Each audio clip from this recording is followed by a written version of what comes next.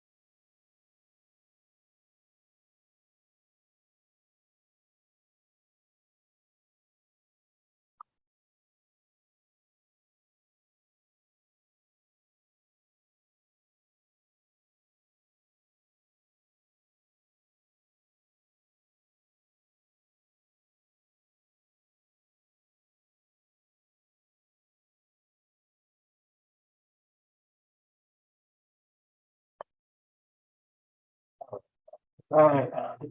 We're gonna have a man Dre in here in a minute. Finish setting up here. Rocking to that gun.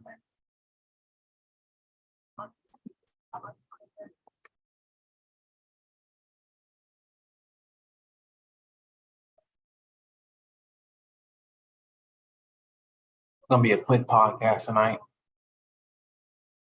It's got a few topics. Gonna do a quick summary of the WNBA season so far. Gotta talk about the new CBA. Me and Dre's Wizards and Celtics involved in a big trade this week. My man Dre getting in here now. I think that's gonna take up most of the time, honestly.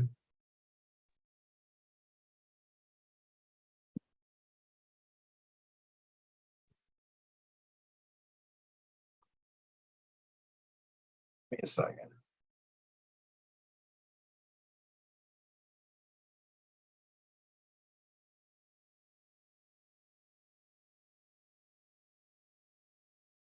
Dude.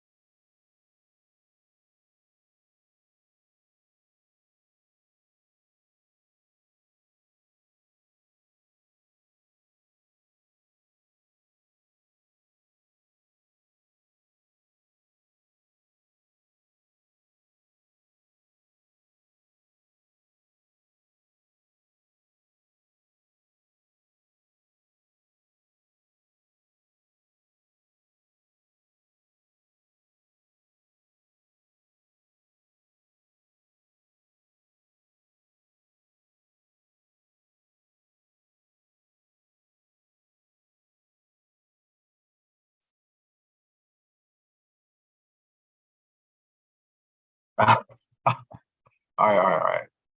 We unmuted now. We just had to get the docket put together 5 seconds before things got started. Y'all know how it be. Indeed. All right. Gonna plan. Go ahead and get the recording up loud.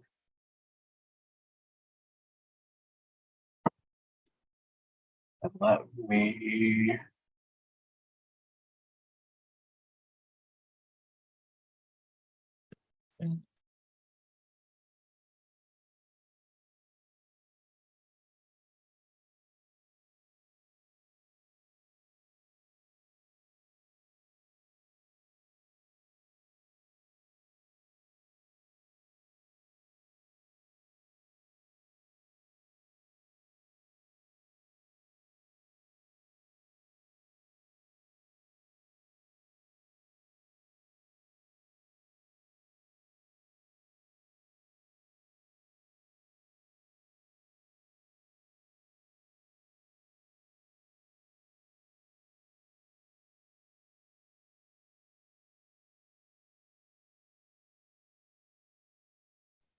Okay, my bad. I was just making sure the sound was good on my side. No, you good. You good. Okay, bet I can hear you. All right. You about to go ahead and get right on into it. We've been live on YouTube, ready to record. Yeah, and And we we're record. good. This is officially now the live cast of the Hoops and Henny, June 24th edition. June 24th, Joe, it has been an absolutely insane week in the NBA. It's been insane already. We just getting started. But what's crazy is it involved both of our teams.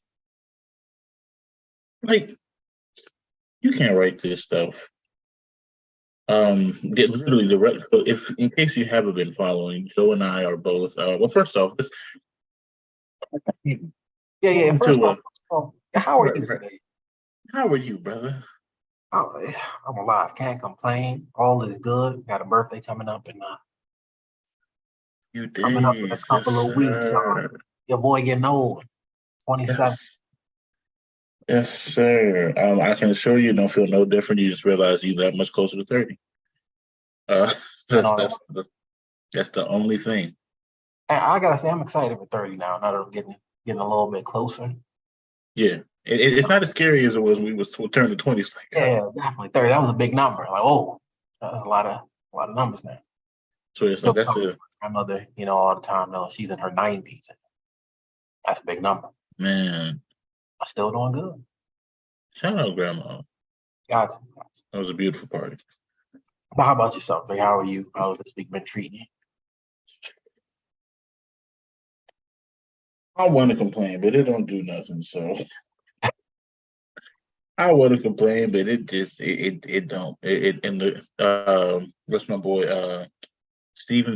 Stephen Strange from the Multiverse of Madness and the Grand Calculus of the Multiverse. It changes nothing.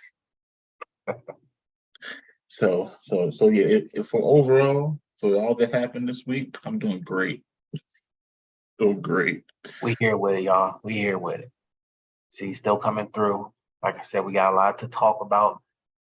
And hopefully your team's doing you a little bit better. Quick rundown of the docket again, though. I mentioned this before you got on, Dre, but don't have too much on here. I want to do a quick recap of the WNBA, what's going on in the standings over there. We're going to talk about the new CBA at some point, some of the rules, some of the changes that are going to be making what the outlook for the league is going to be. But to be honest, the primary topic of this show is going to be about the Celtics and about the Wizards. You can throw in the Warriors and the trade and everything, and I guess the Grizzlies because Marcus Smart went down there. But let's go ahead and get on into it. Okay. Yeah, go ahead. Quick run on my side.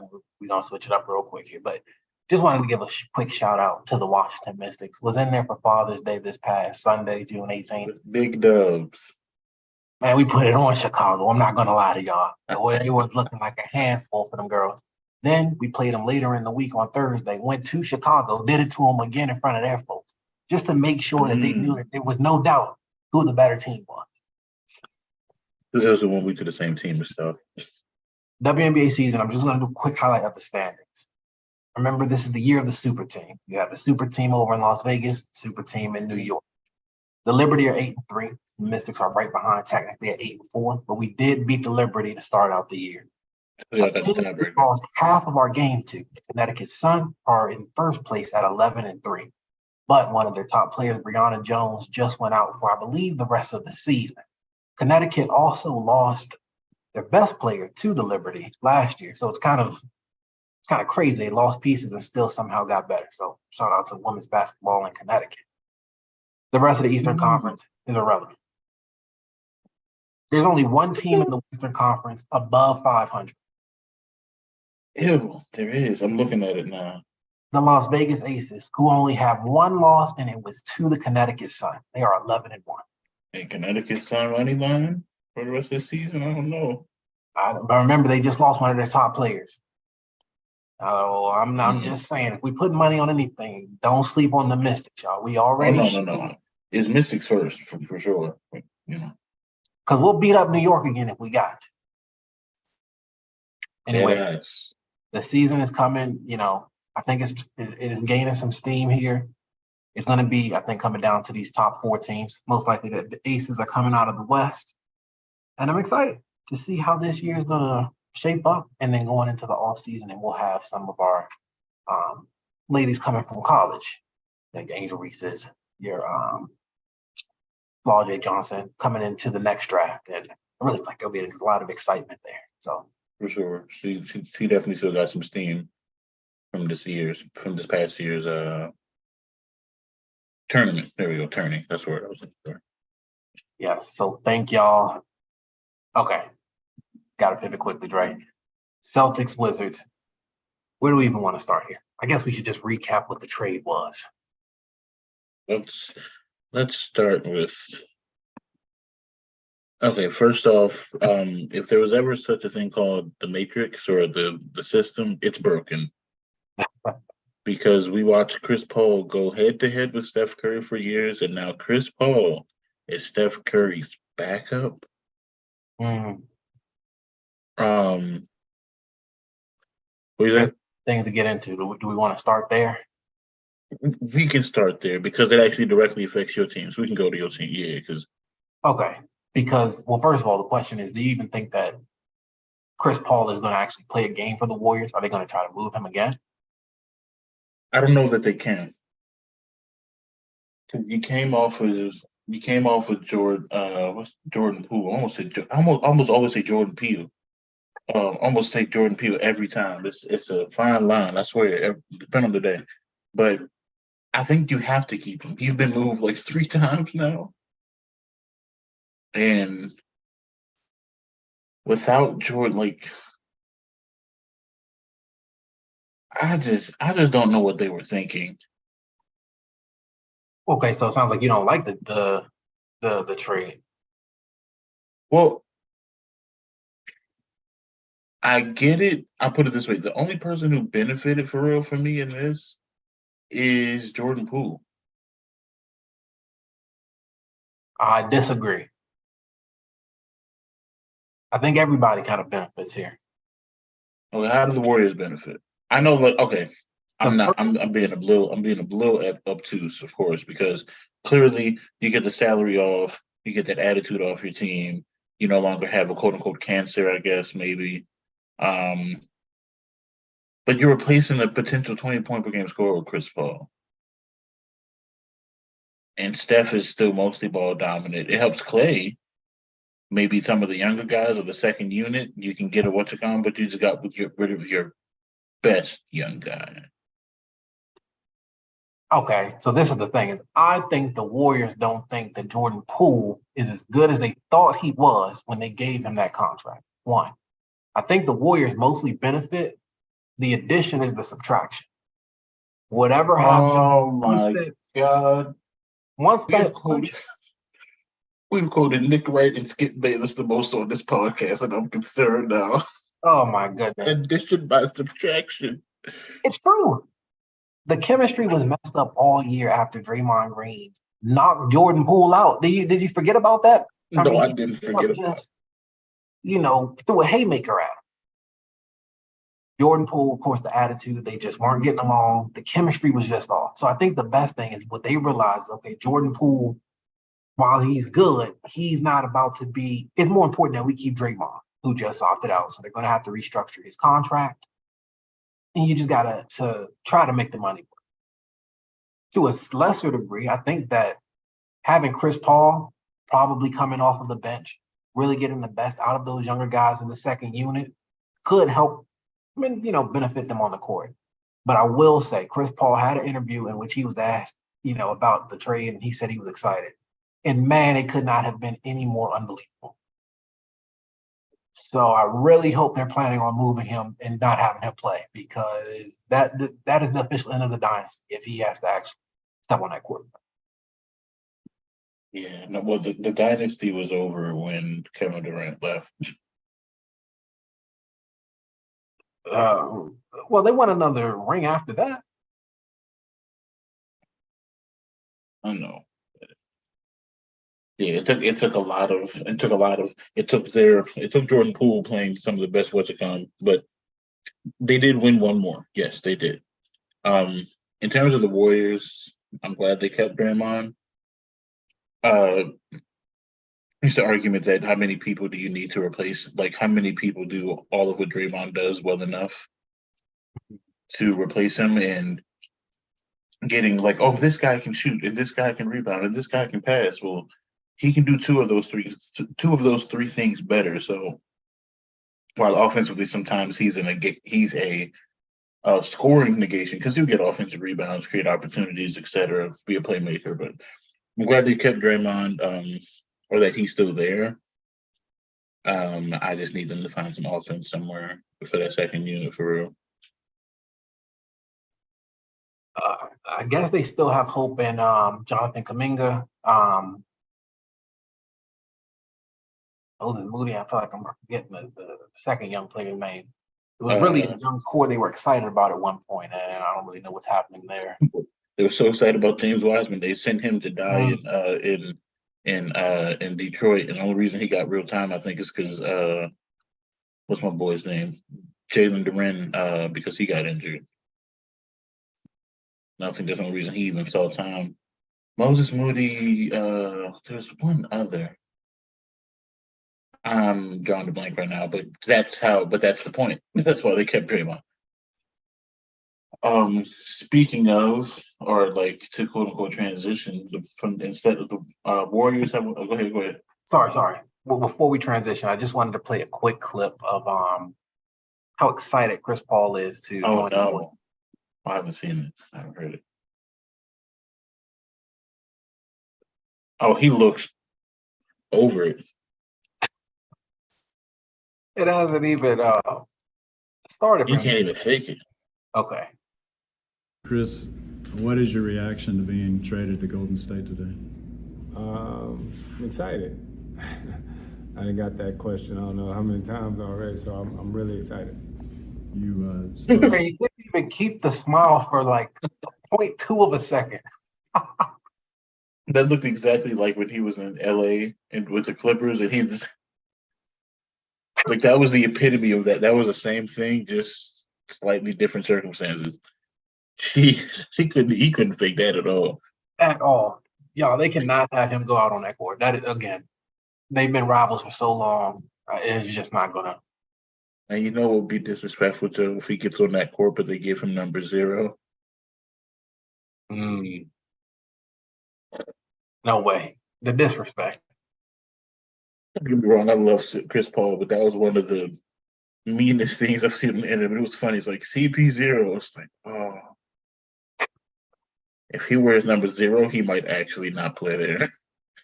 You know, I was excited when we first traded for him, and I'm sorry, I need to let you get into the next transition. But when we first traded for him, just thinking, he might get us to the play-in. Just, I like Chris Paul. Well, that's where I was going. About to say, you had for a hot minute, you had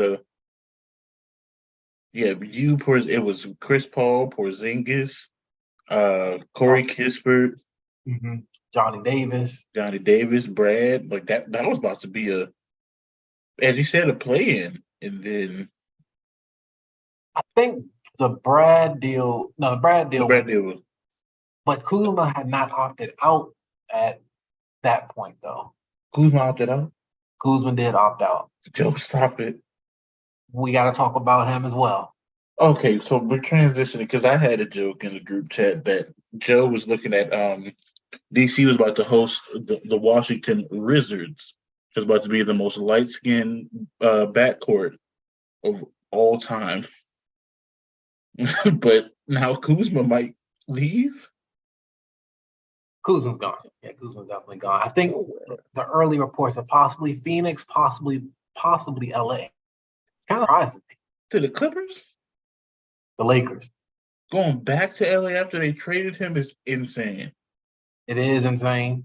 And didn't Phoenix already try this with Cam Johnson? Cam Johnson and Kyle Kuzma are a lot more similar than they're not. I think Cam Johnson might have a little more motor to him. I won't say dog because that's rude, but I understand what you're. Okay, well, let me say this. Kyle Kuzma's coming off of a great year here in Washington. To me, that doesn't necessarily mean anything because they was just out there running around for real. But he is coming off of a great year. He is the type of player that a team like the Lakers could use back in the rotation, Depending on what's kind of confusing me is the money. I would think he'd be going for a bigger contract, but then some of the early teams, we know the Suns don't have any room. And the Suns have 3 pennies they're up together. I could see him going there though, just based off of kind of like the personality and kind of fits where I think he would be playing. Of course, going back to the Lakers as well. But then again, a lot of money under contract already. LA seems more him, and getting off of Westbrook does free them up a little bit. I think the only person they signed was Austin Reeves with that. So, right, if he's willing to take less, like up front, like for like a 2-year front, like backloaded type of contract, maybe they'll do it. I'm gonna tell you what pissed me off if he was on the Lakers. It would piss me off if he went to the Clippers. Well, that's just a dumb decision. The Clippers are a sinking ship. It was so bad for Steve Ballmer. He doesn't deserve that. I think the Clippers still have some bad karma from Donald Sterling. Yeah. So talk to me, because once I get going on my Celtics, this is a wrap. So talk to me. How do you feel? Because I had no idea Kyle Kuzma opted out, but you about to get a lot of Johnny Davis minutes this season. Johnny Davis, a lot of Denny Avdia. I'll be And honest, Denny was solid. Denny was solid. I really hope that we're able to keep him into this, and this is why I'm so excited. For the first time, y'all, we are in a full rebuild here in Washington. It's been a while. Now, I need to give a little bit of context as to what is happening. 2001, right? Abe Poland, our former owner, had the bright idea to have Michael Jordan come in and become the GM of the Wizards, the GM player type of thing. Now I understand it makes sense. The greatest basketball player of all time. He's got to be a great GM, right? We're wrong. He drafted Kwame Brown. Let me give you an example of who went in the top 3. There was a future Hall of Famer. There was a perennial All-Star, All-Defensive player. That's Pau Gasol, the Hall of Famer. Tyson Chandler, the perennial All-Star, All-Defensive player. And Kwame Brown. Who do you think the Wizards got? We got Kwame Brown, okay? No disrespect to Kwame Brown. You can look up Kwame Brown, Stephen A. Ransom when he was with the Lakers. There are certain moments. I think I saw this online. Something about canon events. I think that was one of those canon events that set us down a bad trajectory for a long time. Indeed, I agree. So we sucked. Then Gilbert Arenas came, and Ron Butler and Anton Jameson, and it was good times. We were first in the East, getting bounced by LeBron every year in the first round. Great times. Then we had the pivot. John Wall came, and that was a new era, and there was a lot of excitement in the city, Trey. Don't forget it. We had a young Bradley Beal, Otto Porter. Sometimes you have mistakes along the way. But hey Otto Porter was more of a hit than Jan Vesely. And definitely more of a hit than Jan Vesely. Oh, bad years there. But yeah, my point that I was trying to get to is this has been building for a while. A mediocre time during the John Wall, Bradley Beal era of getting to the second round. Still hit a ceiling. Now, I thought they should have kept him together, but Brad was dealing with injuries. He still is. But if we would have had a somewhat close to prime John Wall with what Bradley Beal eventually became, I felt like we could have, done something if we built around him. Never able to build around him. Because of Ernie Grunfeld, our old GM. He was general wait and see. Let's just see what happens. Let's not do anything. No trades, no moves. Just a bunch of drafting of wings coming out of college that are going to be mediocre, probably go to another team and potentially win a ring knowing nothing. Think Troy Brown Jr. We eventually get rid of him after about 10, 15 years of mediocrity. We bring in Tommy Shepard, and he's just doing everything, right? Let's send out John Wall for Westbrook. Let's send out Westbrook for KCP and Kyle Kuzma and the Lakers for throwaways. KCP just won a ring too. That's the Washington Lakers, basically. Seriously. Let's give Brad this super max contract. Now we can't move off that. It's not like we didn't just have a guard who was always getting injured that we gave too much money to and we still sucked. Oh, wait, we did. It was John Wall. Okay, so let's do that. We're now on our third GM. And I'm glad that we're just going for a full rebuild. Right? Sorry, I know that was long-winded, but the No, it Wizards was have been necessary. something It's okay. else for a minute. So ultimately, this is good. Jordan Poole, I think, was a great pickup for us because at the absolute floor, as he goes to show, hey, I was actually getting held back in Golden State, and I can be a big piece of a winning team at some point, especially if I can fix the attitude issue, which we can't completely blame him for because nobody on the team would have punched him in the face in practice. Mm-hmm. At the absolute floor, he'll put up some points and be kind of a draw for the next couple of years while we're trying to, rebuild, and then we'll move off of. Rose Bar about to go crazy. Shout out to Rose Bar. John Wall definitely used to have them. I wonder John Wall texting him with some contacts. Bringing in Tyus Jones from Memphis. Love that move. Tyus Jones has spent a lot. He's a backup, but with some of the stuff that John's been dealing with injuries and off the court, he's been getting a lot of minutes and has been doing a great job.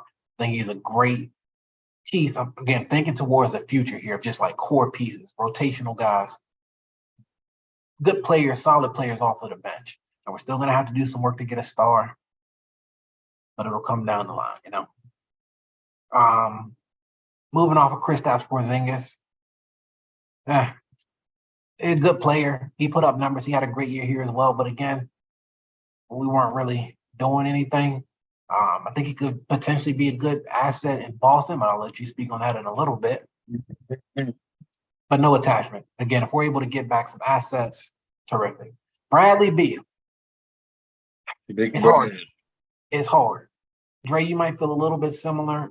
When you draft a guy and you watch them become like what they become, and especially in this case of Bradley Beal, he was like that. He was a star. It took him a while. It did take John Wall leaving for him to take another step up. But remember, this is a guy who averaged 30 a night. I was like, he was a scoring champ, wasn't he? I think it came in second. Second. But It was second. Yeah, it was second. Bradley Beal is a bucket. So it hurts in a way to see him go. But the thing is, it just didn't matter. All of the numbers, it just didn't move the needle in any way. We tried having different pieces around from Westbrook to, when John Wall was there. And then even after that, Porzingis, Kuzma. People are having good years, but it's really not equating to winning. A lot of that is injuries. A lot of it, I'll be honest, I think is just disinterest. I feel like Bradley Beal is actually going to have a good year if he can stay healthy in Phoenix. And I think he can show that he's a better defender than what people think that he is. But we will see how that plays out. See you, buddy. That's a lot of money. We're not about to keep paying you all that money. $52 million? Absolutely not. Gotta go. And Wizards, please do not give out any more super maxes. Yeah, that was tough. When they signed, it's like they're not. He's a great player, a really good player, but it wasn't impacting winning when they signed him to it. So it's like he had earned it, but it wasn't going to help them at all, Right. And I guess I don't really blame Tommy Shepard. He was a new GM at the time, and you don't want to have your star leaving, especially it would have just been for nothing. But they didn't took too long, I feel like, to trade him. And we did get 4 pick swaps, first round and a bunch of second round picks from Phoenix, which I just hope that the drafting is better by that time. Last person, Kyle Kuzma. We talked about him a little bit. Had a great year. Great in the city. It always just kind of felt like a rental, Yeah. I know DC isn't a small market, but it always felt like DC was a little small for who Kuz is. Yeah, which is crazy because his personality. He just got traded off of the Lakers after they won the ring. So yeah, it's like they just said they don't want to. I'm gonna go back though. But yeah, those were my quick thoughts on some of the moves that the Wizards have been making and the general direction of the franchise. Me and Dre are on completely opposite ends of the spectrum in terms of how our organizations are run, the things we're dealing with. They're struggling with we're going to get to the conference or the finals and win it. we honestly are more excited we can get the first pick next year. As I said, I don't know no more. Before we turn, Yes. any thoughts from you on like the Wizards move or any questions from me? And then we gotta talk about these Celtics because I'll say, as I said first, I do like the Tyus Jones move for y'all because let's say bare level, he's averaging at least 14 and like 6. Like bare level 14 and 6, but he's solid. He's a vet. He's been doing it for a while. He put up a lot of great minutes for Memphis and has been for a while, but he got real opportunity with Ja out. and sorry, just to add to that yeah. point, you gotta remember that over these last couple of years, Memphis has had a winning record when Ja is out. So it is contributing to winning as well. Yeah, it was him and Desmond Bain carrying quote unquote, that was a thing against Ja too. But yes, Memphis did have a winning record without him, and a lot of that was Tyus and Desmond Bain offsetting his quote unquote absence. Jordan Poole, I like it because it's less money than what Brad was making. It's still a lot of money considering what he didn't display in the playoffs. Mhm. But you could argue somewhere where the pressure isn't as high. Maybe he could have a moment to develop like a normal player, quote Right. unquote. Because we've seen him step up, but having to like when Clay come out, Steph is out. I got to be Clay and Steph or a part of, So it's like from night to night, it's like, oh, he got 20, and then he'll get like 7. But that pressure of being like his Golden State is in win now, and then he knows he's not really wanted because Draymond just socked him in the face. So, and I feel like they didn't protect him enough in that situation. As we we don't know what he said or nothing that you should say to a teammate, quote unquote, should lead you to. I know sometimes it happens. We all hear it. Difference is somebody leaked the footage and we saw it too. So Right, and that makes it linger and last longer as well.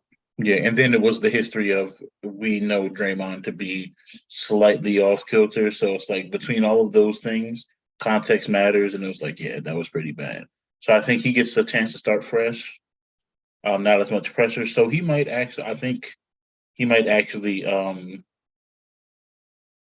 I'd easily say he's going to average like 24 or 26. Oh yeah, definitely. I think he can have a chance. Let's say he stays for a couple or a few years here. Just imagine how I think the team is going to be. I think he might have a year where he averages 30. Honestly. Yeah, because right now you don't. I won't say you don't have a lot of options, but there aren't a lot of options, and you're missing off the rip. You're missing Brad. So go ahead. I was just going to say, in terms of the options, let me be clear. No disrespect to the young players on the Wizards. I actually think for the first time in a while, we actually have a solid young core who, if they get the chance to develop, Johnny Davis, we love our two-way wings, but he really showed some promise towards the end of the year last year. Denny Avdia, international player, a great two-way player, great defender, extremely long, tall, will be a great wing defender, I feel, if he's able to continue to kind of develop his game, especially shooting-wise. He's a great slasher already. I think he could be a very almost a star in the league, honestly, just in terms of potential. Again, it doesn't matter if we're ever going to be able to get there. Also, Corey Kispert, great young shooter. And when that brother got hot, it's like, stop. Yeah. just slow down. Not too much. Because I watched him against myself, like he missed like 4, then the next thing I know, he rattled off 3. It's like, what the hell just happened? Yeah, some good young players. So we'll see what comes of that. Absolutely. I think we got to turn it over to the Celtics now. The name of this episode is going to be RIP to the Celtics culture because as a fan, I don't know what the hell we're actually doing anymore. That is kind of surprising to hear. Is it mostly around the Marcus Smart move? Partially. Now, I will say, first, I want to acknowledge there is a undisclosed illness with Malcolm Brogdon, and supposedly, and that's why he couldn't be traded because it was supposed to be Malcolm Brogdon Right. that was moved, but for whatever, there was something illness wise, and that's why he couldn't be a part of the trade. So I hope that he is okay, right? I'm not wishing. I'm wishing great health and what you kind of. We're just talking about basketball and the decisions that were made.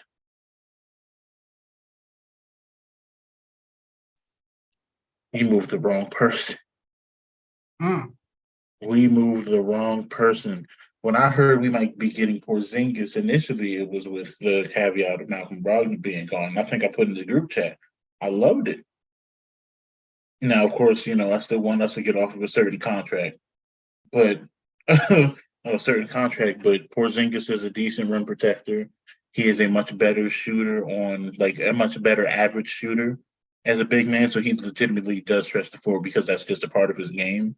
I think he averaged 20. He averaged 20 this season, if I'm not mistaken, this past season. And he is a lot more quote unquote mobile. And we've seen his peak. No, he might not ever be Knicks Kristaps again, but he is beyond. He is a huge improvement. And then you could argue, because the whole idea, at least that's going to sound a little wild, but you can have defensive players like a Draymond or a Marcus Smart that are quote unquote lacking on the offensive end for real. When you have people that are on the court that can play defense well enough, but offensively can offset them. So it's like, if we kept Marcus Smart, I'm not trying to be funny, and maybe that was a part of the problem with us, but he was our the heart and soul, that whole what's called Draymond is the most important quote unquote player on the Warriors for that type of thing. That was Marcus Smart for us. He's a former DPOY. When nobody else would get stuff going or try to get some energy, it would be him. He flops a lot, but he is trying to quote unquote make a play, make a call, and that was valued. And he, to some degree, I don't know that there's a player on the Celtics that mirrors Celtics. Well, what I remember Celtics culture being when we won. That's true. Even from an outside perspective, the first thing I thought when I saw Marcus Smart was traded, I was like, "But what is he gonna do with his hair?" He has the iconic green dye in his hair and everything. He was our longest tenured player. Like, how crazy is that? Yeah, I was gonna say, of all the young core that the Celtics have, Smart was there first. Yeah, and literally it's like, and he wasn't. Yeah, I liked the trade with Kristaps before I realized that Marcus Smart was the one gone, because we still got Al Horford. We still I know it sounds crazy, I don't know. No, okay. Here's the thing, right? As I said, the whole idea is because Al Horford is aging. Effectively, he's almost aged out of the league because the league has passed him. No disrespect, he was an all-star shooter. He said he was an elite shooter and laughed at that in that reporter's face and then proceeded to shoot 0 for 7. Now, he did have a bad series, but I believe he was up there in efficiency from 3 last year. But I guess part of it too, he always looked clunky. Dre's just back to hate now. Continue. No, I'm saying, okay, you know when somebody's like, yeah, that feels natural. That feels like that's a part of their game, and then it's like, ooh, that feels like you really got to focus on mechanics, and in the middle of the game, sometimes you just got to have it.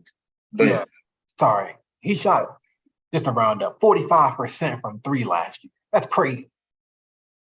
How many was he shooting a game? Come on, it doesn't matter how many. That's almost half. Oh, it does. Because if you make half your attempts, but then when it matters the most, you fold like an omelet.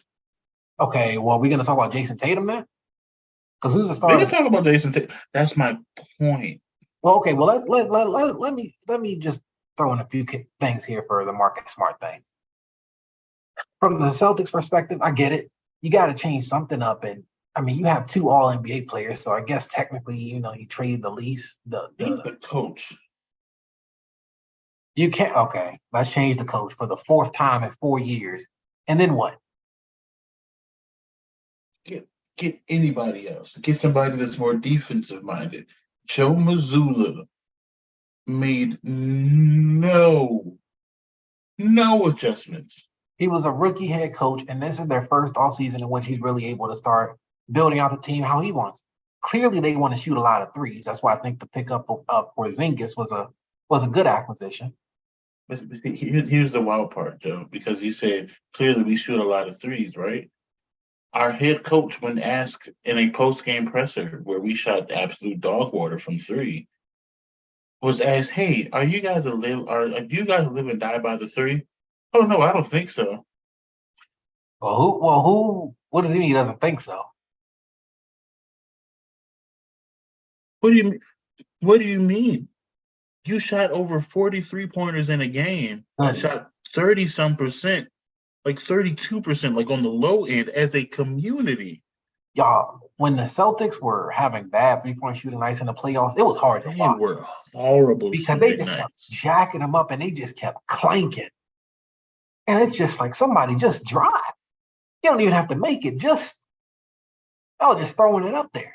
Like 03 is worth more than 2, but 2 is closer. Move. From the Grizzlies' perspective, though, for Marcus Smart, I think that's a great pickup. I hate that for him. I don't hate it for them. They got better.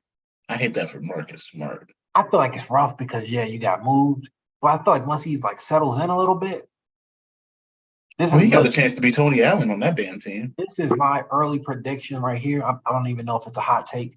I think the Grizzlies are going to be, for the most part, fine while Ja is out. Ja's going to come back, and I think he's going to have his stuff together. I'm thinking the Grizzlies going to make the Western Conference Finals. I don't know. I don't think they can get to the finals, but I think they're going to make the Western Conference Finals. I like that Marcus Smart addition with Steven Adams coming back, with Ja coming back later. I got one thing that makes me not have faith in them. What's that? It's the DPOY. Jaren Jackson? I think he was dealing with some nagging type injuries all season. Well, he won DPOY. Well, what's your concern? What's your concern? Watching him watching him play, I guess it's the lack of consistency over on both sides of the court, because clearly he's supposed to be there. Supposed to be John, him, Desmond Bain. That's why I think the Marcus Smart addition, it's not even really what I think he brings on the court, though that is great as well. I'm another great defensive player, gritty, great hustle. But it's going to be what he brings to the locker room. I think a lot of that inconsistency is just the nonsense that's been going on, The talent's there. It's like team. It's not even just Jaren Jackson. I feel like the team as a whole was just at certain points just weren't there. Distractions. I think in the closeout game, didn't Ja have like 10 points? Oh yeah, no, he had an absolutely terrible game in the closeout game. It was bad. I just okay. I guess the part, and this might be me as an NBA fan, but when I hear so maybe that's why. But it's like I listen to him say, "Oh yeah, I've been training with Kevin Garnett," and then X amount of years later, like 2 years later, after he pieced it all together, got a DPOY. But the DPO, but then you get to when it matters most, and you got all Disney putting up numbers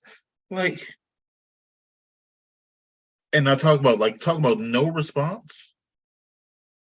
He had no response. I've heard other people even mirror or mimic that mirror that same take. That was a turning point for the Lakers. The Nuggets were just that much better this year. But it's but that play of Anthony Davis dunking on Jaren Jackson Jr. was nah, you guys, this isn't your series. This isn't your league. You haven't won anything. Now, within reason, I might come off my take a little bit because They got rid of If you're replacing Dylan Brooks with Marcus Smart, they're both as inconsistent as they come. But Marcus Smart's antics have already won him a DPOY. I was gonna say, yeah, I feel like defensively, he'll still, because even Dylan Brooks, I know he's a bear poker, but he can also just straight up get bags dropped on him. That's what I'm saying. Like Marcus Smart is a much more consistent defensive player, and much more level. Now, this he has done it longer too. But if you're replacing Dylan Brooks with Marcus Smart, you're going to get a little bit better. Mm-hmm. And as I said, even watching the game, like watching Dylan Brooks shoot, like he poked the Lakers with LeBron, and that man made like 2 3-pointers the rest of that series. Like, well, I can do that, but Dylan Brooks will be playing for the Shanghai Sharks next year. I told you, I feel like he's gonna wind up on the Lakers or the Warriors somehow. He's gonna wind up on a team that needs that energy person that can maybe give you 13 points, but they don't directly need it. Mm-hmm. So because they had too much going on the Grizzlies. All of them were too young as a collective, and then all the antics. They wanted to change their image. So if you're trying to get back to the Memphis, the Grindhouse Grizzlies, Marcus Smart was a great way of, especially in the term of leadership. Right. And I know we're gonna miss that. I BS you not. If we had Marcus Smart and Rondo on the team last year, we're not losing in the final. We're not losing in the conference finals. Not Rondo's old ass. Okay. But wait. So do you think it simply has to come down to this? Jason Tatum or Jaylen Brown, assuming Jason Tatum's gonna have to take a step up into that leadership role. That's something I had an issue with, was in some of those playoff games down the stretch, Marcus Smart was taking the shot. Like, it's not even like you're taking the shot because that was the right play to make or something broke down. It's just. That's what I'm saying. But didn't he have? But that's the thing. Joe Mazzulla had. I think he had Jason Tatum taking the ball out. He's the best passer. Put anybody else. Keep that guy on the court and let him move around, set hella screens. Don't have him, because I'm sure that the idea was he passes. There's X amount of time on the clock. He passes it in, they pass it back. He gets the shot. He got time for 2 dribbles, gets the shot off. That shit don't work. Especially when they know, oh, they're gonna pass it back to you, aren't they? Like these 2 guys, they're gonna pass it to you or you, and that's a part of my thing now too. With the Celtics and disappointment now, as I said, wish all health and the best to Malcolm Brogdon. I hope he gets back to being able to play basketball and play it at the level that he wants to, because he is a good player. He's a 6th man of the year. But Derek White is better. I think Derek White was more consistent. There's something that just feels more natural for how, or at least fit-wise to me, about Derek White than there ever was about Malcolm Brogdon. So now, because Brogdon would get, I guess, and maybe it's just me about energy or players that play hard, but it looked like there was times where Derek White, off of like pushing the issue, trying to make a play, would make plays and get buckets when Jason Tatum or Jaylen Brown were having off nights, or hell, even Malcolm Brogdon was having off nights. Whereas Malcolm Brogdon too often to me wasn't the guy that could, be a spark plug, quote unquote, an energy or otherwise. He just kind of like go with the motions, and the game is the game. Like you're not going to see him putting his head down trying to make a play or what's it called. Like, and there's nothing wrong with that. I might be wrong in that analysis, but just to me personally, the way that Derek White plays for a guy off the bench, quote unquote, like I trusted Derek White in a lot more of those moments. And hell, he outscored JT and Jaylen Brown when they were having bad nights, some of those games. That's to me what a 6th man is. Like, and he had, as I said, he had a good season. He won the award, but it just didn't feel it doesn't feel like a player that fit. I might be wrong in that, as I said.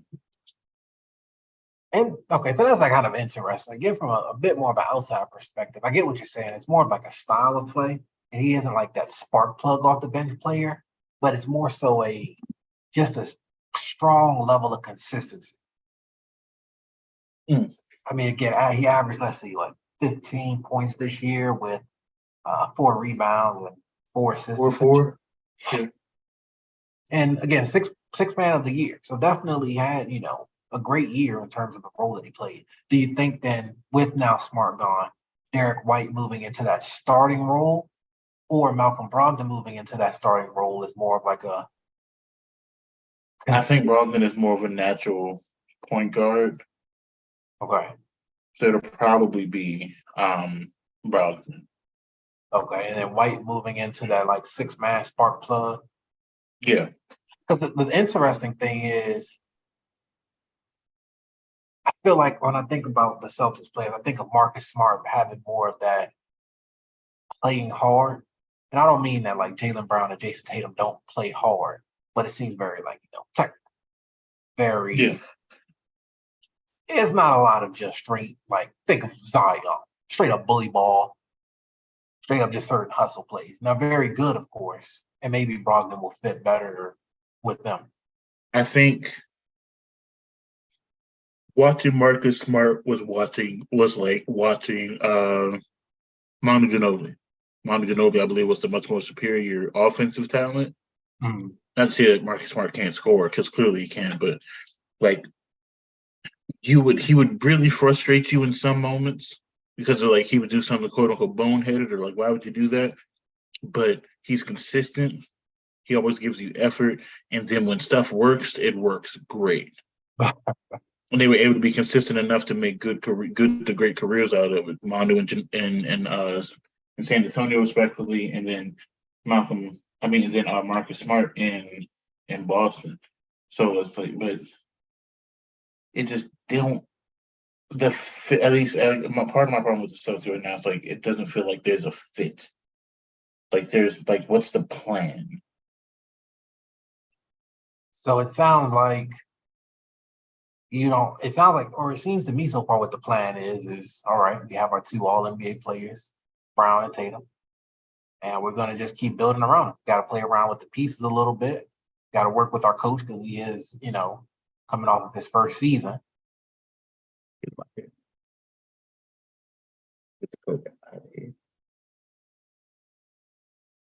I mean, yeah, they're definitely leaning into the, hey, we have 2 guys, and I am okay with that. But there has to be a way that you move pieces around. Remember I said change the coach that can get them easy shots. They had to, yes, it's okay to have great players that have the ability to get their own shot, but you get, quote unquote, ahead by creating a system where guys get open shots. And even if it's not them, you get the Derek Whites, the Malcolm Brogdon's opportunities to get open shots. And right now they just aren't. At least with the roster that they had and the way that they were coached last season, there were a lot of opportunities they didn't get. And I feel like that was off of lack of coaching. Interesting. Okay. So as, of course, we're early into the off season.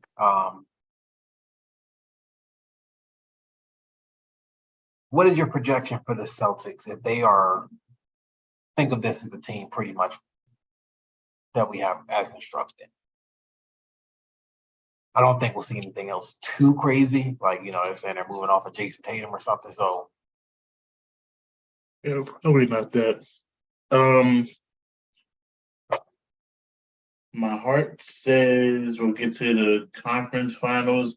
My head, as the team is currently constructed, like second or third round exit. Okay. I don't believe we're gonna make it to the finals, as we are currently constructed in the way the roster is put together right now. Well, why such the distrust for the Celtics now? Huh? Why such the distrust, I feel like, for the Celtics, man? I'll put it this way. Even when it was Jeff Green, when they brought Jeff Green back and it was Rondo leading the team, like it felt like we were like trying to compete because we were trying to give guys opportunity, the Marcus Smarts of the world. Give Marcus Smart an opportunity to thrive in right? Marcus Smart would never have the ceiling that Like his ceiling was a lot lower than a Jason Tatum or Jaylen Brown, right? But we got those guys, and this is the part of the movement. I know I'm just using the name, but the idea of Al Horford is really great. But they got like we keep getting the idea is there, but the execution or the right guys and pieces are too consistently not there. And right now, the doubt comes from I've watched my two best players. I'll put it this way. In moments, I told you throughout the season, I thought that Jaylen Brown was better than Jason Tatum, but they both folded in the playoffs. So if my number one guy sometimes doesn't look like the best player on his team, and then they both had horrible performances, like at the same time, that doesn't instill confidence in me because we're supposed to be moving around these two. But then, like, I don't know. I know we just drafted a guy that looks solid. Brother's name, drawing a blank. Jordan Okay. Wall. But I'm sorry to cut you off, Dre, but go ahead. we gotta push back a little bit. Go ahead. First, I feel like on the Al Horford piece, I understand what you're saying. The idea is great, but he's getting a little bit older. I don't there, and honestly, he's just gonna keep losing a step. But I feel like Porzingis is the upgrade from that. And if Al Horford can still, But we still got Al Horford. That's my point. So just having him around is just. But no, that's what I'm saying. Okay, so if we're upgrading from one player to a better version of, that's cool. But we still got that guy too. That's the problem. Al Horford, okay, we got Porzingis. I feel a lot more comfortable with Porzingis taking 3, 4, 5, 6, 7 3-pointers than Al Horford, because I know Porzingis within reason is going to be a better defensive player. Like he's bringing something at all times. 25% this year. But that's relative. It's not. I'll put it this way. Shots that you had him taking, he was hitting almost half of them. What do you mean it's relative? He's doing what he's supposed to. When we needed him the most. Okay, I'll put it this way. Here's the greatest example. No, I don't want to hear the greatest example. Where was Jaylen Brown? Where was Jason Tatum? That's what you needed the most. End of March, a game, and it was Pride Day for your Washington Wizards. Our best defender, in theory, an option to guard Porzingis is Al Horford. I watched Al Horford airball a corner 3-pointer when we were already down at this point by 15 points. At that point, when he airballed the fifth 3-pointer he took for the night, he was 0 for 4 on the game. It's a make or miss league, man. Some nights you just thought. He missed a lot. Okay, well, this is my point though. You have Kristaps now, right? You still have. You're not going to be asking that much of Al Horford. It's not like you can trade him and really get anything for him. So you would give us a copier. We'll take it. Oh my goodness, this is getting ridiculous. Give us a copier. Jason, no, seriously, the hate on Al Horford is ridiculous. We gotta have to get this man on here one day. Jason Tatum, Jaylen Brown. First of all, Jason Tatum's only 19 years old. That was a joke from when they had first went to the finals. Listen, Jason Tatum's 25. Jaylen Brown is 26. I'm not excusing their lack of, winning a ring yet. But at the same time, when do we normally see folks start winning the ring? LeBron, MJ's, Kobe's, well, not Kobe. Kobe won early with Shaq, but winning again. 27, 28, 29. I feel like they're still developing. They're still on their way. There are still pieces of the game they need to work on. Agreed. But how many minutes did Eric Dampier get on those teams with LeBron with LeBron in Miami?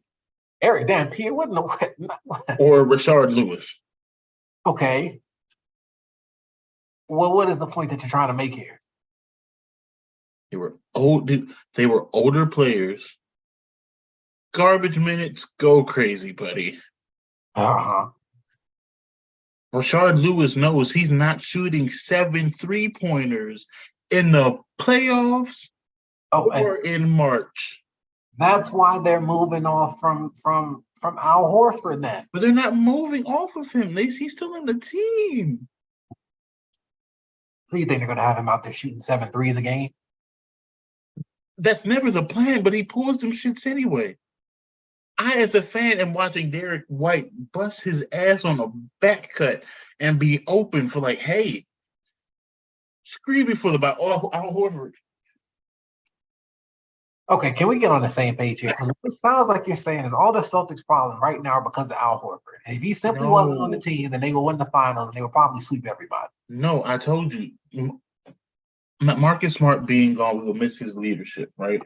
Okay. We'll miss his leadership. Malcolm Brogdon, I believe, is too passive of a player to what to come. Derek White is a good energy guy, but he isn't as pure of a point guard as even Marcus Smart was. He'll make a lot of plays. That's why I said Marcus Smart.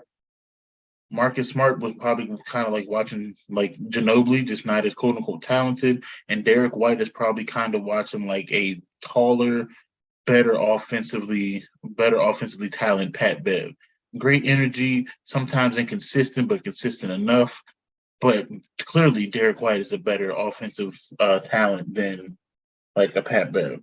But then we got our two guys. Right now, that's kind of it.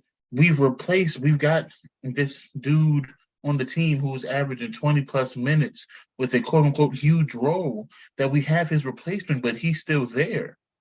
The goal was never for him to shoot 7 3-pointers, but he did it anyway. So no, I'm not saying it is all quote unquote on him. Oh my God. See, like moments like that. I got on the top plays from the playoffs this year and top 100 plays. And you know who just olayed James Harden to the rim? Al Horford. We gotta stop the Al Horford hate. This is getting ridiculous. I'll give you another one. Well, okay. Al Horford, respectfully. Caleb Martin had the best series, played the best basketball of his career. And you know who was in a lot of them highlights getting broke off? Al Horford. Well, again, the same way we had this conversation when Al Horford had the game-winning 3 hit by Harden right in his face. Well, where are your stars at? That's what the question is. But let me ask you this, Drake. With everything that's happened so far, if you were the GM of the Celtics, what else would you be trying to do before the end of the offseason? For the end of the offseason, I want a defensive-minded, pure point guard. You want to bring in another guard? I'm getting off of Michael Brogdon somehow. The moment he's perspective. But no, I know a defensive-minded because we need to replace that in the starting lineup. We do. For a quote-unquote, because Kristaps, I believe, would be the 5 or our starting 5. Makes no sense to have him at the 4, even in theory. For the 4 spot, I'm gonna need. Wait, are you sure you want Porzingis at the 5? Because he can start getting bullied. Think against AD, Bam, Joel. I think I want him at because I don't know that Rob Will is healthy enough. If Rob Will is healthy, then put him at the 4, fine. But I don't think Rob Will is, at least beginning of the season, he should be closer to health, like full health, because I know he was playing on a hobbled foot. Mm-hmm. So like this postseason was a bad quote unquote example of even his ability. But if Rob Will is healthy, then yeah, put Kristaps at the 4. I feel like that would be a better position.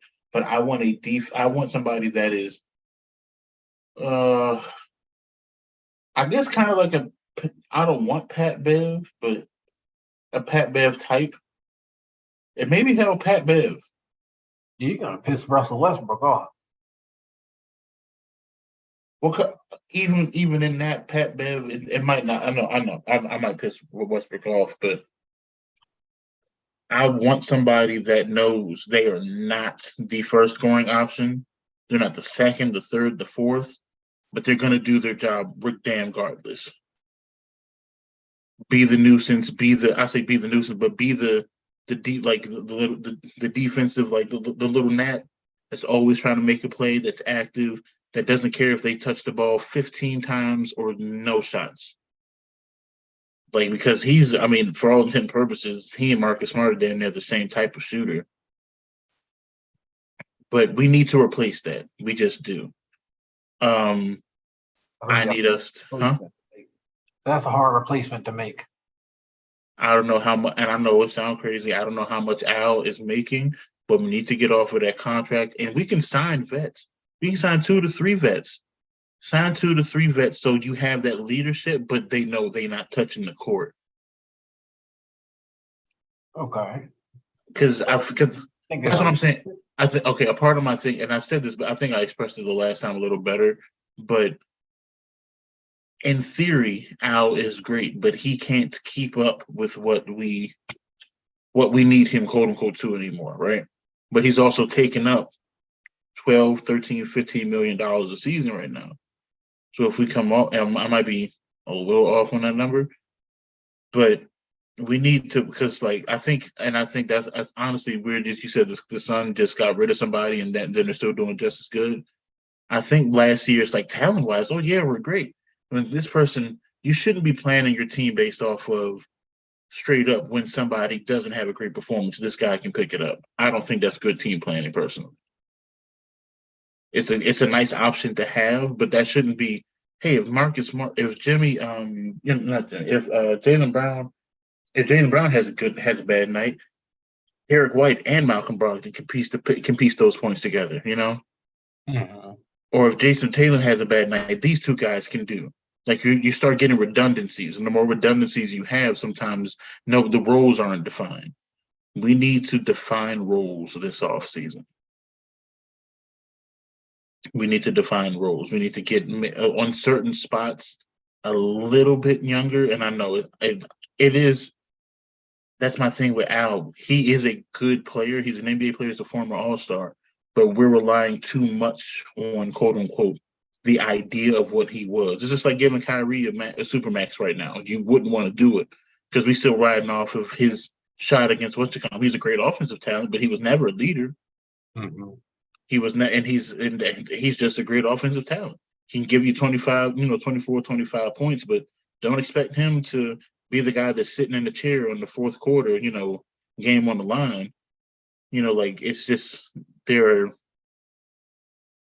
things I'll be looking to do is get a little bit younger and then define roles more than anything else.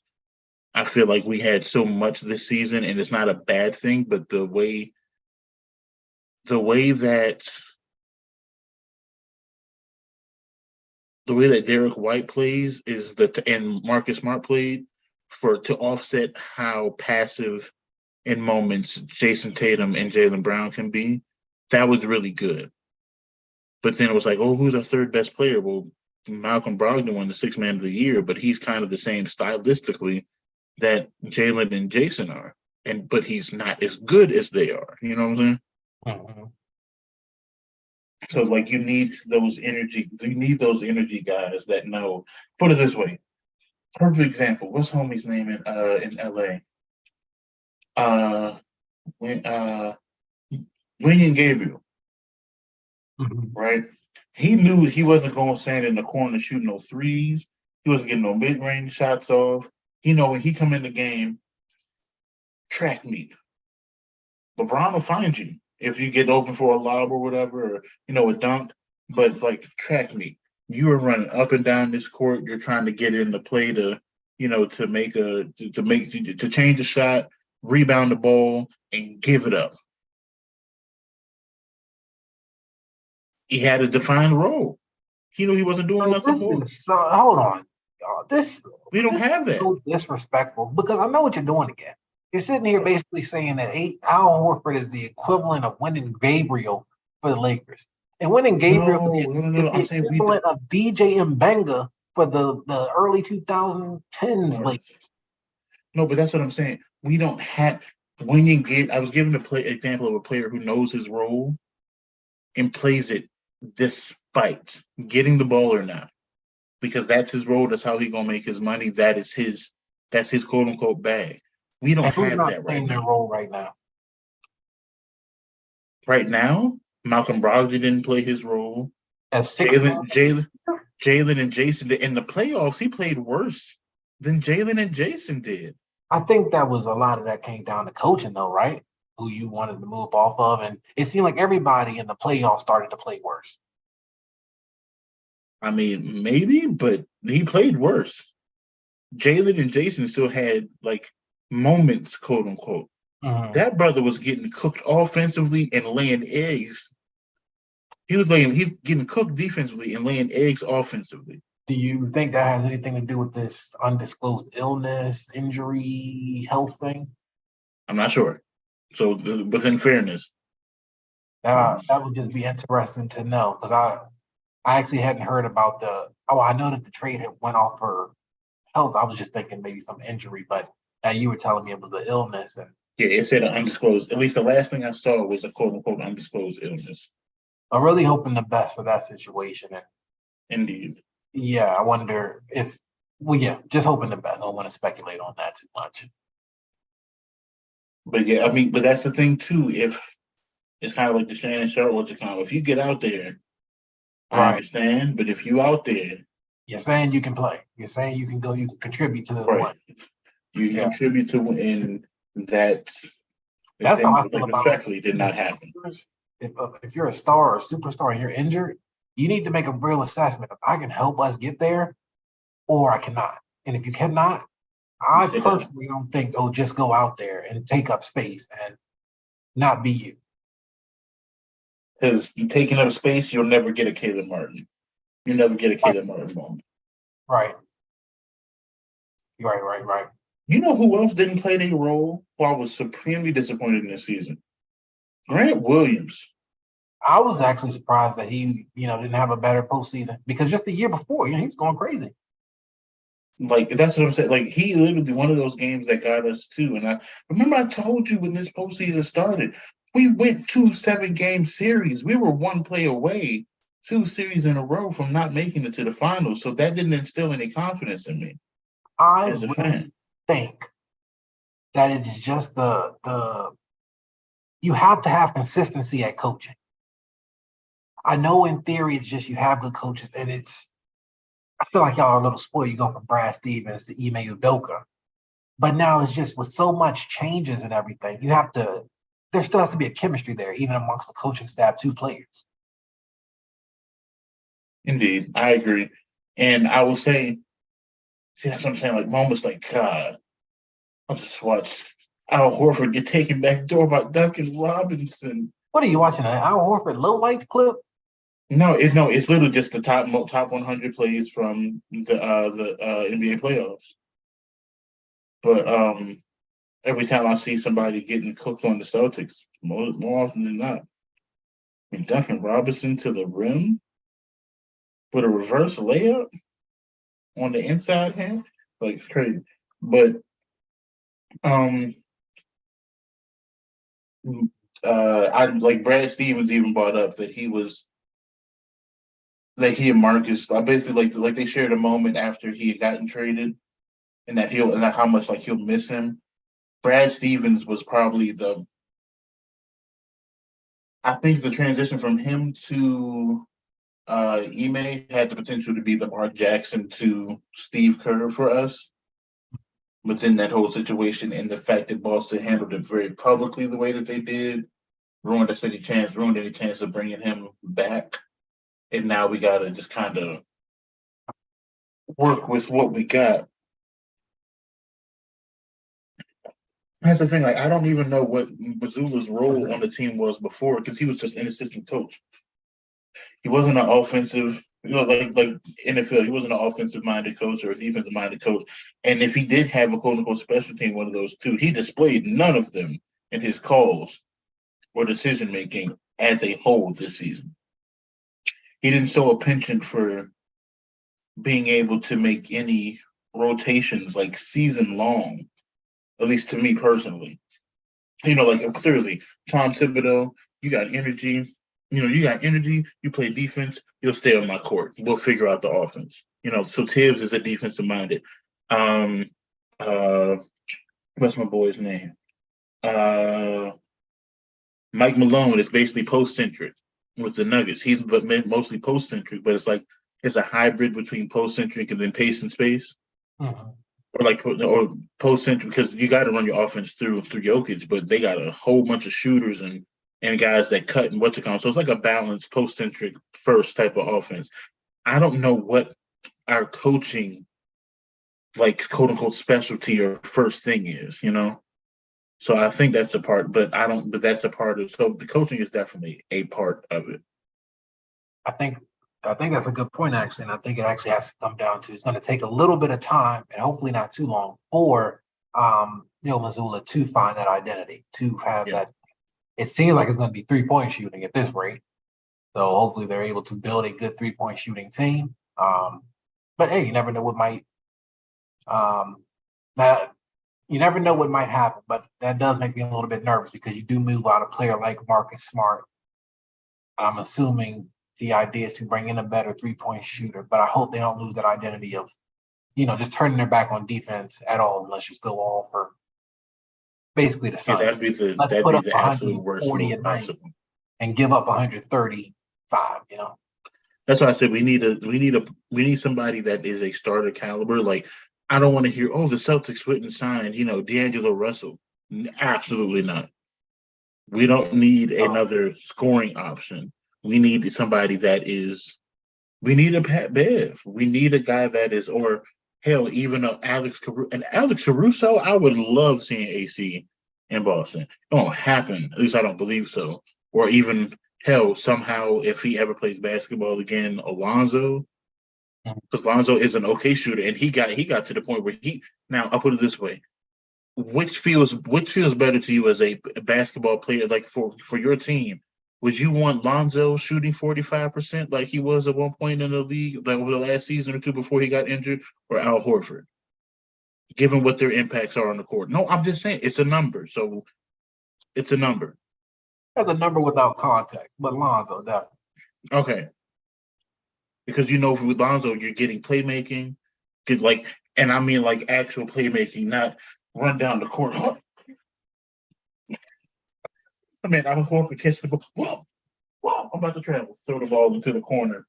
Oh, it was a turnover. Whoops, try it again next time. Like, instead of like turning around 360, pass real quick. Like, I know I am dragging it a little bit because this is a Al Horford slander podcast, at least on this side. But definitely on that side. The hate comes every. But I try to back it up with actual reason. I've watched East Coast basketball for a very, very long time, and I've watched the Celtics the most. And he's been on my team twice, and he's gotten progressively worse. Very true. We're coming up on the end of this, y'all. One thing I did want us to get to as well was to talk about the new CBA. Has been ratified, as the offseason is getting started. Dre, I don't know if you've had a chance to, well, I'm not going to say take a look. I haven't looked at the whole document myself, but kind of hear some of the news about some of the bigger things coming out of it. So if you did, let me know if anything. But there's just a couple of points I wanted to touch on, kind of get your thoughts on. Where do we want to start? First is the increase of the basically the salary cap. So the NBA, of course, soft salary cap league. So you're spending 100%. Then you would go into the luxury in which you have to pay an additional tax, but you'd be able to keep players. Especially if they're homegrown. You could do like the super max or you draft. Right. So now there's basically 2 tiers. There's a salary cap, then the salary cap, then the salary cap. Really don't understand it, but if you're in that first tier, that's one thing. That's kind of what we have. But then you can go to the second tier, which is up to 140% of the salary cap.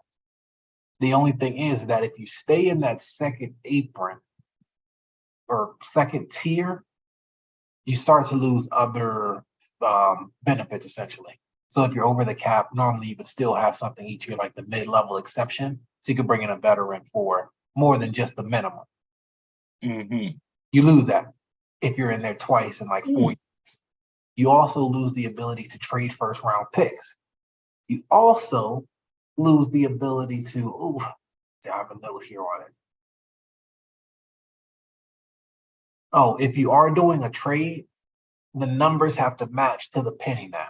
It's no longer the, you can start doing weird things with the cap, and technically if it's close enough and the players matched close, no, it has to be like dollar for dollar. So if Dame was getting moved to a team like the Suns now, it has to match, they have to match that exact 45.7. Okay. So I think that is to try to, keep some parity and not just have the Warriors and Clippers just spend, and the Suns just spending ridiculous amounts of money. Imagine if Jerry Jones was an NBA owner. Michael Jordan is no longer an NBA owner too. Shout out to I think that. he just sold for what, $3 billion? Hornets up. I think he does. He does have a. I think he still has a minority ownership, but his majority stake that he had is no longer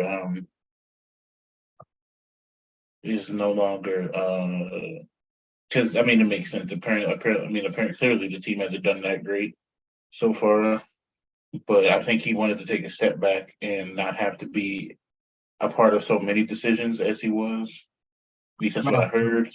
He needed to.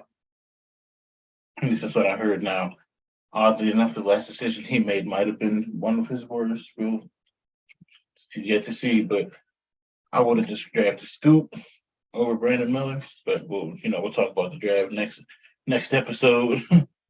But he did at least the GMs put it out there that he had the final say on who they drafted with that pick. So even on the way out, we'll see how he impacted the team. Still destroying franchises to this day.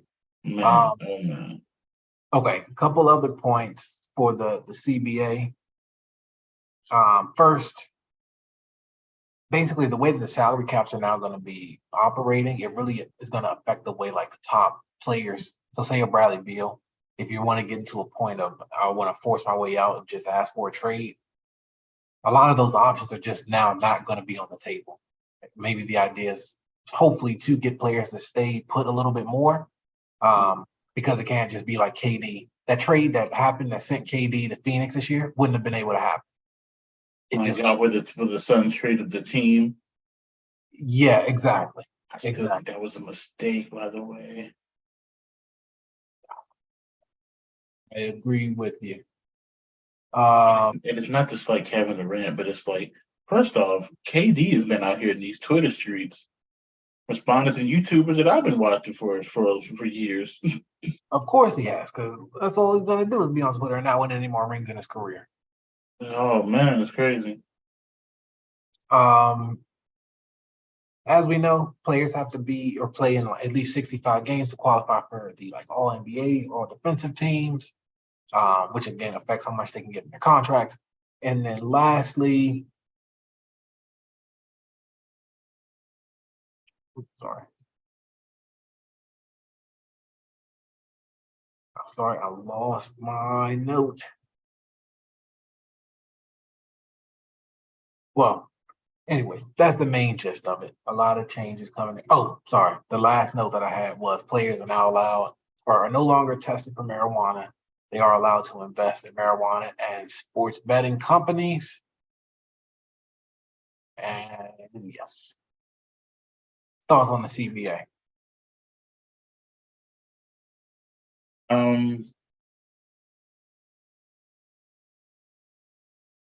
I'm happy about the marijuana thing. I do not personally partake on, especially not on a. I think what am I on, like a tri-yearly pace I partake? I think I want to try a yearly pace of consumption, but it's good because it was something very, very small in regards to, like, of course they were talking about players like oh man, Steven Jackson, Matt Barnes, like, yeah, we used to smoke all the time. We just ran it off, like, sweated it out. So, but it was something very quote unquote petty. Like, it's not an actual performance enhancing drug. It's not something crazy. It's nothing like that. So, for that, I am happy because there are health benefits, CBD, like especially the tinctures, the ointments, etc. There are health benefits when used properly in a certain grade of there's medicinal, etc. Moving on from that, in regards to the matching dollar for dollar, like our player. So is it the trade overall has to match dollar for dollar, or the players individually have to match dollar for dollar? I guess that would be a caveat. Trade overall. Trade overall. Okay. So there still might be some absolutely ridiculousness that happens, but But that's where it's going to get extremely hard to, if you are getting a super max and you're going to be getting upwards of 50 to 60 million a year of trying to get that matched with another team. Potentially. Well, we'll see what happens when it comes down to these players. Some of these players taking the Tim Duncan route, or D Wade and the UD in Miami, when they did that. And you really want winning. You want me to go get this player. The league is hampering me for and that's the thing. The Clippers are probably the only team that I would think are probably really regretting the second apron kicking in right now because they can't stay healthy. You got Kawhi and PG, and then at one point I thought they still had Reggie Jackson there, but he just wanted to chip with the Nuggets. So shout out to him for that. But I do think that the Clippers, you're right, are regretting, and because of those injuries, they can't really move. I think it also impacted why the Warriors had to move on from like Jordan Poole, for example. Yeah, because they were both. Yeah, we just can't be paying this money over the next once this is now kicking in and everything. April 25th was when this article I pulled up right here was the Warriors and Clippers at the time of this was April 25th, 11/01. They were both 40 million above the luxury tax. Crazy. So yeah, in that regard, getting off of Jordan Poole does make that because he was 32 of it. 32, yeah. Like 32 of it a season. But nobody between Kawhi and Paul George is the more tradable asset, and you might not want him. Depending on the team. I feel like the Clippers are in a bad spot. I don't know how they're gonna wiggle their way out of this one. Like they might just have to wait till that final season and a absolutely dog water franchise wants to give them a pick and one of their several young pieces. Like maybe Paul George winds up back in OKC or Orlando. Speaking of the Clippers, actually, part of the CBA, I'm sorry, I don't know if I mentioned this, but there's a cap too if you're in that first or second tier of like being over the salary of how far out you can actually trade your draft picks. Exhibit A, the Clippers getting fleeced for the next decade by the Thunder. Oh my God, because they gave away their entire future. I feel so bad for Steve Ballmer. He looks like within reason, an okay guy. He's at least a very big basketball fan and loves his team, but that brother has gotten the worst end of it. At this point, it might just be best to just hope and pray that Paul George and Kawhi can have a miracle healthy season and just have a run. Yeah. Okay, so here it is. Teams that exceed the first apron by going 7 million above the tax will see their taxpayer mid-level exception reduced to 5 million with a 2-year maximum for signings. Oh, so you can't give the guy for 3, 4, or 5 for that minimum.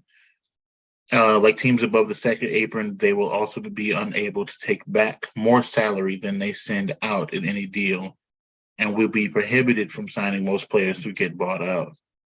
Oh, wow, this is nasty. This is truly nasty. Any team that's below the league salary floor on the first day of the 24-25 season will not receive a tax distribution for that year of the CBA provisions. That's likely to encourage low spending teams to add an additional free agent or two to make sure their payroll qualify. That's good. That is good. Because it keeps like the Mavericks from signing respectfully again a whole bunch of Dorian Finney-Smiths. Like you're gonna have to now. Of course, there are a lot of mediocre to below average players in the NBA that you can find and sign. But if it's going to be a benefit to sign that extra guy, maybe it helps you push to go ahead and make a move. I think I might actually really like this. Because it looks like the guy's like, oh, we'll get punished for, like it used to be, hey, we can pay a little bit under and get a bigger profit margin. And hey, we only got these players, can't sign anybody else. Well, if you don't sign anybody else, you're not going to get, you're not going to get certain benefits. And then you can only sign players for a certain amount, certain amount of time because your payroll has to qualify. If it doesn't, you'll get fined. Would you rather pay somebody that can impact winning and then bring in dollars that way, or literally just give the money away? So I like that. And then I like this too. The number of players that the teams can have under contract during the offseason and training camp will increase from 20 to 21. So that means you can have more guys theoretically on 10 days or whatever to figure out who those extra one or two players are, who fits in with your quote unquote core. I think I like this a lot. I think I like this a lot, actually. I think I was liking it as well when I was first looking at some of this stuff, as I feel like it is definitely going to bring more parity to the league. If this is what is coming, quote unquote, I'd rather see this than what we just got this off season, this past season / off season. And I think it came at perfect time because I think this Suns thing is about to explode, and the Suns are going to be bad for a long time again. And then, yes, the NBA needs to protect some of these teams from doing it to themselves. Yeah, indeed. Yeah, I think I like this. I think I like this a lot. Well, Dre, and everyone, it's about to be midnight out here on the East Coast, y'all. And I got work in the morning. Oh man, he's got work in the morning. I think we're about to get ready and get on out of here for our June 24th edition. Dre, any final thoughts? No, not really. I'm looking forward to this talking about this upcoming draft class. And we saw some really good pieces, some really good players come in, a lot of international talent, a lot of different sources from players, which is a positive, not just the college pipeline anymore.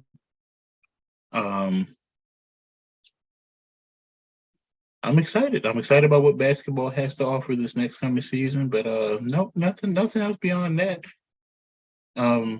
Yeah. Oh, I got one for the people. If you made it this far, first off, congratulations to you. Yet again, shout out to our listeners in Taiwan and Germany. Germany and Taiwan. Don't know how you found it, but we appreciate you all the same. What's a little YouTube don't like, share, subscribe.